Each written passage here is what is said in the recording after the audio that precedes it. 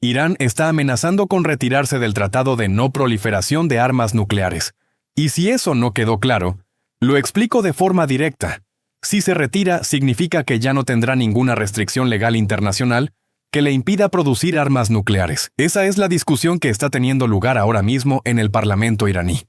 Al mismo tiempo, Donald Trump continúa escalando sus amenazas públicas mientras los marines estadounidenses siguen llegando al Oriente Medio en números que no habíamos visto en años, y lo que viene en los próximos días puede definir el rumbo de esta guerra de una forma que ninguno de los escenarios anteriores hacía posible. Soy Víctor Mendoza y esto es lo que está pasando en tiempo real. Antes de entrar en el análisis, pido que le den like a este video.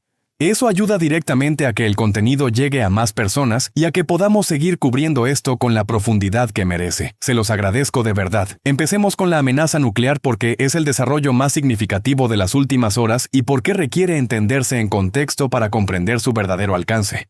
El portavoz del Ministerio de Relaciones Exteriores de Irán, Ismail Baghai, confirmó que la discusión sobre una posible retirada del TNP lleva varios días en el Parlamento iraní, que sigue funcionando en medio del conflicto. Y hay un detalle en el momento específico en que ese debate se aceleró que no puede ignorarse. La discusión tomó fuerza después de la muerte del ayatolá Jamenei. La razón es concreta. Jamenei era considerado dentro del propio régimen una de las figuras que históricamente se oponía a que Irán desarrollara armas nucleares. Su posición en ese sentido era conocida y tenía peso real sobre la dirección del programa. A partir de su eliminación, esa influencia desapareció. Y lo que emerge en su lugar es un liderazgo con un perfil completamente diferente. El nuevo ayatolá, Mojtaba Jamenei, el hijo, tiene un perfil marcadamente militar. Está profundamente vinculado al servicio de inteligencia de la Guardia Revolucionaria iraní. Fue combatiente durante la guerra entre Irán e Irak en la década de los 80. Toda esa trayectoria es relevante para entender en qué dirección podría inclinarse la decisión si el debate parlamentario avanza hacia una resolución concreta. Sin embargo, es importante ser precisos sobre lo que está ocurriendo realmente y lo que todavía no está ocurriendo. La decisión de construir armas nucleares en Irán no es una decisión monocrática que un solo líder pueda tomar unilateralmente.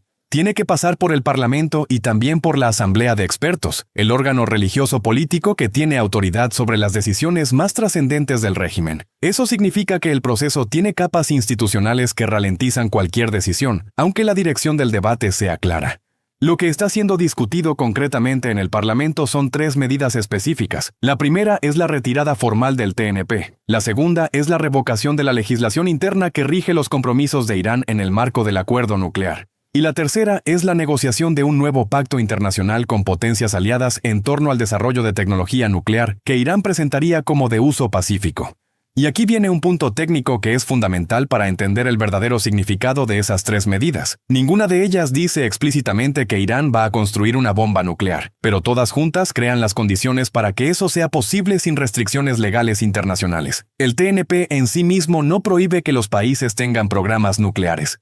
Los países que no son potencias nucleares reconocidas por el tratado pueden tener programas de enriquecimiento de uranio, pero con restricciones claras sobre el nivel de enriquecimiento permitido. Para uso pacífico, para generación de energía, medicina nuclear o aplicaciones agrícolas, el enriquecimiento tiene que mantenerse por debajo del 3%. A partir de cierto nivel, la Agencia Internacional de Energía Atómica, el organismo de control nuclear de la ONU, empieza a monitorear con una atención especial. Irán lleva enriqueciendo uranio al 60% desde 2018, no al 3%. Eso ocurrió después de que Estados Unidos se retiró unilateralmente del acuerdo nuclear iraní durante el primer mandato de Trump. La retirada estadounidense de ese acuerdo tuvo como objetivo declarado presionar a Irán para que aceptara términos más estrictos en una nueva negociación. Lo que produjo en la práctica fue que Irán aceleró su programa de enriquecimiento hasta niveles que están muy cerca del grado necesario para uso militar. Con uranio enriquecido al 60% y con alrededor de 400 kilogramos de ese material disponible. Según las estimaciones de los analistas especializados, Irán no está a décadas de una bomba, está a meses, no días. Porque el proceso técnico de transformar el material enriquecido en un dispositivo operacional tiene complejidades que no se resuelven en días. Pero meses sí es un horizonte de tiempo que los planificadores militares en Washington y Tel Aviv están considerando como una ventana de acción real. Para entender la lógica que lleva a un país a plantearse retirarse del TNP, el caso de Corea del Norte es el precedente más directo. Corea del Norte se retiró del TNP en 2003, después de años de sentirse amenazada por la postura de Estados Unidos en la región, especialmente después del fin de la Guerra Fría cuando la URSS dejó de ser el paraguas de seguridad que había protegido al régimen de Pyongyang. Construyó su programa nuclear explícitamente como disuasión frente a la posibilidad de una invasión o un cambio de régimen forzado por potencias externas, y funcionó en el sentido más básico.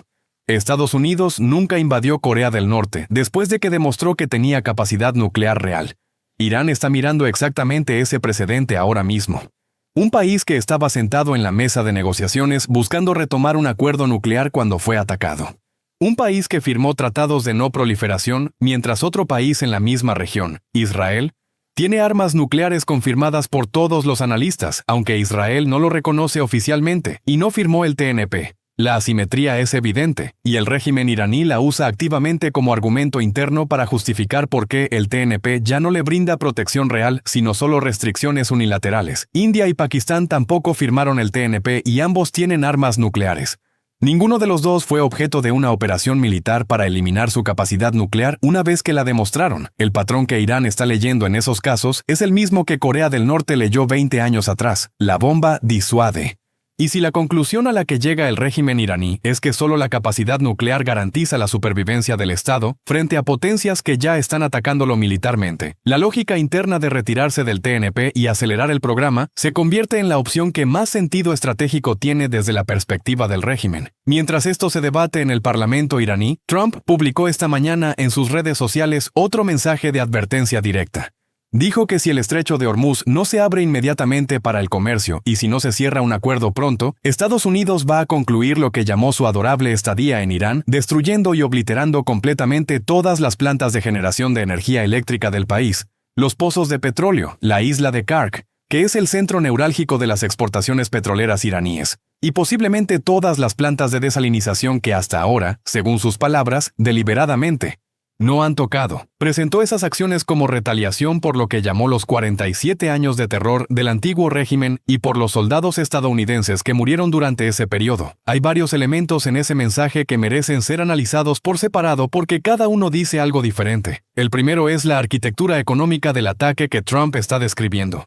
Una destrucción simultánea de las plantas eléctricas, la infraestructura petrolera y las plantas de desalinización no es un ataque militar en el sentido convencional del término. Es la demolición de la infraestructura básica que hace funcionar a una sociedad de 88 millones de personas. Sin electricidad, sin ingresos del petróleo y sin agua potable en las regiones que dependen de la desalinización, Irán entraría en una crisis humanitaria de proporciones que van mucho más allá de la derrota militar de un régimen. Eso tiene consecuencias que no se limitan al régimen. Afectan a la población civil de forma masiva e inmediata. El segundo elemento es la mención específica de las plantas de desalinización, como algo que deliberadamente no han tocado hasta ahora. Esa mención es en sí misma un mensaje estratégico. Le está diciendo al régimen iraní que existe una categoría de infraestructura que hasta ahora ha sido excluida de los objetivos, pero que puede incorporarse si el régimen no responde de la manera que Washington está exigiendo. Es una escalada verbal que intenta crear una amenaza creíble sin ejecutarla todavía. El tercer elemento es la referencia a los 47 años de terror del antiguo régimen como justificación para los ataques futuros. Esa formulación es políticamente significativa porque intenta anclar la retaliación en una historia larga que va más allá del conflicto actual, lo que amplía el marco de justificación pero también lo hace más difuso y más difícil de delimitar con precisión. Marco Rubio, el secretario de Estado, reforzó el mensaje de Trump esta semana con declaraciones en el mismo sentido. Dijo que la administración prefiere la vía diplomática, pero que si no hay acuerdo, están preparados para ir más lejos militarmente. Esa coordinación entre el mensaje presidencial y el mensaje del secretario de Estado no es accidental. Es parte de una estrategia de comunicación que busca reforzar la credibilidad de la amenaza con consistencia de mensaje desde múltiples fuentes de autoridad simultáneamente. Ahora bien, lo que Trump llama conversaciones y avances en las negociaciones y lo que Irán describe como la misma situación son dos versiones que no coinciden en casi nada. El régimen iraní desmintió públicamente que haya conversaciones directas en curso. El canciller iraní fue explícito. No hay negociaciones, hay mensajes a través de intermediarios, específicamente a través de Pakistán, que actúa como canal de comunicación entre las dos partes. Irán envía mensajes a través del gobierno pakistaní. Washington responde por el mismo canal. Eso es radicalmente diferente de una negociación, que implica interlocutores en la misma mesa trabajando hacia términos que ambas partes puedan aceptar. Y el contenido de esos mensajes ilustra por qué la distancia entre las posiciones hace que un acuerdo en el corto plazo sea extremadamente difícil de imaginar. Trump presentó una lista de 15 puntos con las condiciones que exige para detener las operaciones militares. El análisis de esa lista por parte de la delegación iraní fue directo. La calificaron como una rendición, no como una base de negociación, no como un punto de partida para conversaciones, sino como la exigencia de que Irán simplemente se rinda en términos que el régimen considera inaceptables. La respuesta iraní a esos 15 puntos, transmitida también a través de Pakistán, fue en esencia que eso no es una propuesta seria que merezca una respuesta negociada. Eso es lo que Trump describe como avances significativos en las conversaciones. Y esa brecha de percepción entre lo que Washington cree que está logrando en los canales diplomáticos y lo que Teherán está realmente comunicando es en sí misma un factor de riesgo, porque genera expectativas en el lado estadounidense que pueden no tener correlato en el comportamiento iraní. Esta noche, al mismo tiempo que se desarrollaban esas conversaciones por intermediarios, Irán lanzó un bombardeo sobre la refinería de Bazán en el norte de Israel. Las imágenes muestran un incendio de proporciones considerables. Ese ataque no es aleatorio ni desordenado. Responde a una lógica de guerra que vale la pena describir con precisión, porque es la misma lógica que ambos lados están aplicando en este conflicto. Es lo que los analistas militares llaman guerra simétrica de desgaste de infraestructura. El objetivo no es ganar una batalla táctica inmediata, sino degradar la capacidad operacional del adversario, atacando la infraestructura que hace posible el esfuerzo bélico. Una refinería es un objetivo de este tipo porque su destrucción o daño significativo reduce la disponibilidad de combustible para operaciones militares y presiona la economía del adversario al mismo tiempo. Israel y Estados Unidos están aplicando la misma lógica contra la infraestructura iraní. Irán la aplica contra Israel. Ambos lados están intentando quitarle al otro la capacidad de seguir sosteniendo el conflicto, atacando lo que lo hace posible materialmente. Y aquí hay un punto que hay que decir con claridad, aunque incomode a audiencias con posiciones tomadas. Este análisis no tiene sentido si solo cubre un lado. Israel y Estados Unidos están atacando Irán con una intensidad y una capacidad tecnológica que no tiene parangón en la región. Eso es un hecho documentado y verificable. Y al mismo tiempo, la pregunta sobre cómo llegamos a este punto tiene una respuesta factual que también es verificable. Quien inició las operaciones militares ofensivas contra Irán fueron Estados Unidos e Israel, en un momento en que Irán estaba participando en conversaciones para retomar el acuerdo nuclear.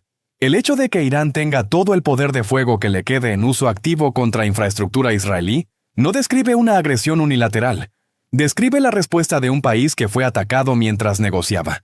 Y eso no justifica necesariamente cada acción iraní, pero sí explica por qué Irán no tiene ningún incentivo racional para confiar en ninguna propuesta de Washington mientras los ataques continúan.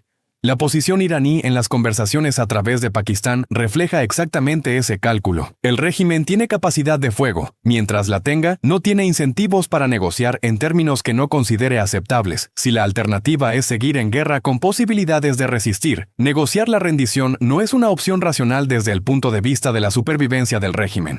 Y el historial reciente de cómo Washington trató el acuerdo nuclear anterior, retirándose de él unilateralmente sin que Irán lo hubiera violado, le da al régimen una razón estructural para no confiar en que cualquier nuevo acuerdo vaya a ser respetado por la parte estadounidense en el largo plazo. Eso no significa que no haya ninguna posibilidad de un arreglo diplomático. Significa que las condiciones bajo las cuales Irán estaría dispuesto a considerar una salida negociada son fundamentalmente diferentes de los términos que Washington está proponiendo. Y hasta que esa brecha se reduzca de alguna forma, los canales a través de Pakistán van a seguir produciendo mensajes que cada parte interpreta de manera radicalmente diferente. Ahora pasemos al factor que cambia todos los cálculos si se materializa: la amenaza de una operación terrestre estadounidense. Trump habló esta semana de lo que la administración está describiendo como una operación limitada. La formulación específica que usó fue que si no hay acuerdo, van a ir a la isla de Kark. Esa presentación como operación limitada es una forma de manejar la narrativa doméstica en Estados Unidos, donde la oposición a una intervención terrestre en Irán es amplia y crece semana a semana, como lo muestran las manifestaciones que se están produciendo en múltiples ciudades del país, contra el costo de vida y contra la dirección de la política exterior de la administración. Pero hay que entender lo que implica operacionalmente para evaluar si esa amenaza es creíble. Estados Unidos tiene habitualmente alrededor de 50.000 soldados desplegados en el Oriente Medio en distintas bases a lo largo de la región. Con el conflicto en Irán, ese número se ha incrementado con despliegues adicionales, aunque las estimaciones varían sobre cuántos efectivos operacionales adicionales han llegado. Lo que es claro, y en esto los analistas militares son consistentes independientemente de su posición política, es que ni 50.000 ni 100.000 soldados son suficientes para una invasión terrestre de Irán con el objetivo de derribar el régimen. Irán es un país de más de 1.600.000 kilómetros cuadrados de superficie, con una población de 88 millones de personas, con una geografía montañosa que favorece enormemente la defensa, con milicias y fuerzas irregulares que tienen experiencia de décadas en guerra de guerrillas, y con una historia reciente de resistencia activa contra potencias superiores en capacidad tecnológica. Las comparaciones históricas que los planificadores militares tienen disponibles para este tipo de operación no son alentadoras para quien considera la invasión. Irak en 2003 era un país cuya capacidad militar había sido degradada durante 12 años de sanciones y de zona de exclusión aérea antes de la invasión. Aún así, la fase de estabilización posterior a la invasión costó miles de vidas y se extendió durante años. Irán no lleva 12 años de degradación previa. Lleva 5 semanas de ataques intensos, que han causado daños enormes pero que no han destruido la capacidad de resistencia de un país de ese tamaño. Una operación limitada contra la isla de Kark es técnicamente diferente de una invasión terrestre completa. Kark concentra una proporción enorme de las exportaciones petroleras iraníes, y su captura o destrucción tendría un impacto económico devastador para el régimen. Pero una operación así requiere proyección de fuerza naval y aérea en aguas del Golfo Pérsico bajo fuego enemigo, control del espacio aéreo en una zona donde Irán todavía tiene capacidades defensivas residuales, y la capacidad de sostener esa operación contra una respuesta iraní, que incluiría el uso de todos los sistemas de misiles de corto y mediano alcance que siguen en servicio. Los soldados estadounidenses que están en el Oriente Medio no son todos efectivos de combate disponibles para una operación ofensiva de ese tipo. Muchos están asignados a la defensa de bases y de aliados en la región. Muchos están en roles de apoyo logístico, inteligencia o mantenimiento. La capacidad operacional real para una acción como la que Trump está describiendo es significativamente menor que el número total de efectivos desplegados.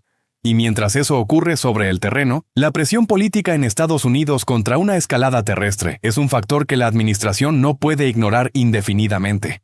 Las denuncias de operaciones de bandera falsa que se han multiplicado en las últimas semanas añaden otra capa de complejidad a la lectura de lo que está ocurriendo realmente.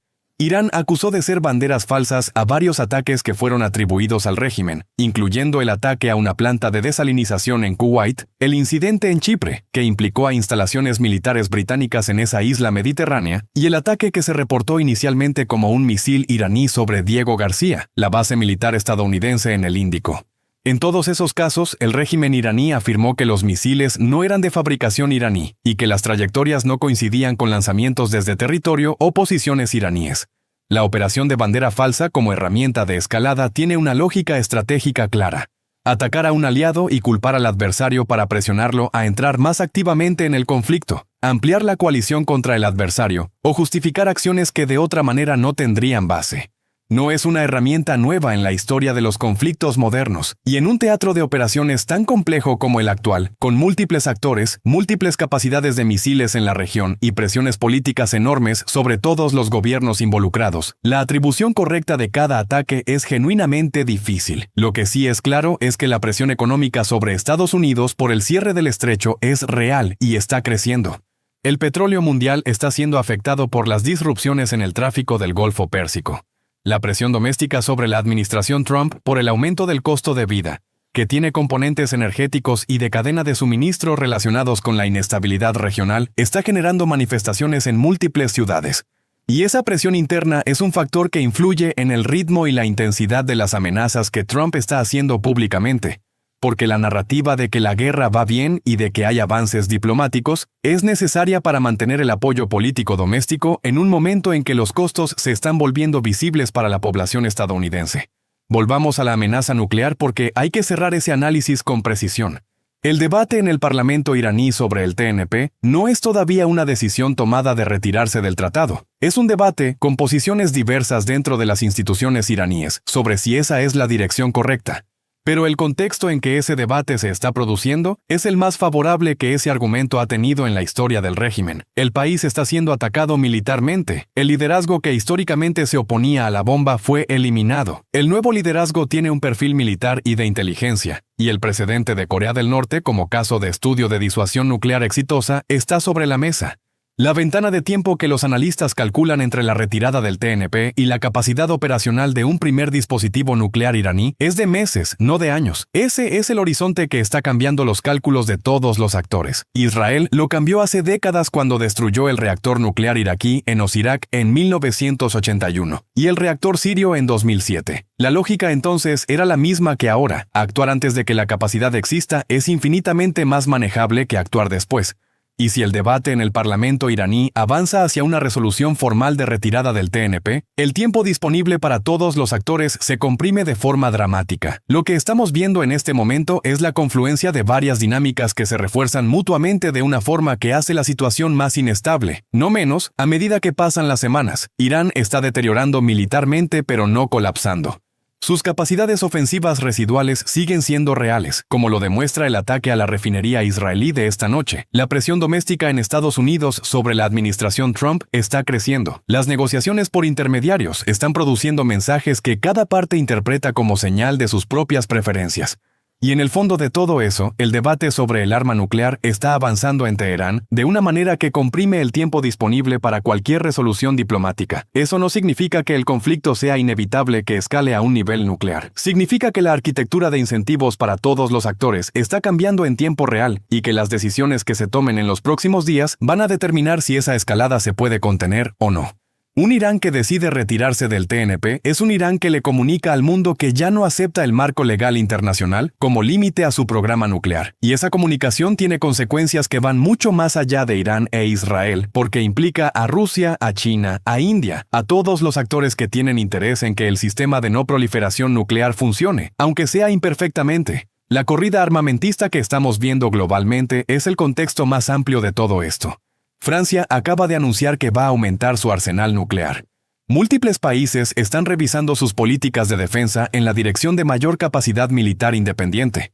La confianza en los marcos de seguridad colectiva que se construyeron después de la Segunda Guerra Mundial y de la Guerra Fría está en su punto más bajo en décadas. Y en ese contexto global, la decisión que tome Irán sobre el TNP en las próximas semanas no va a ser solo una decisión iraní.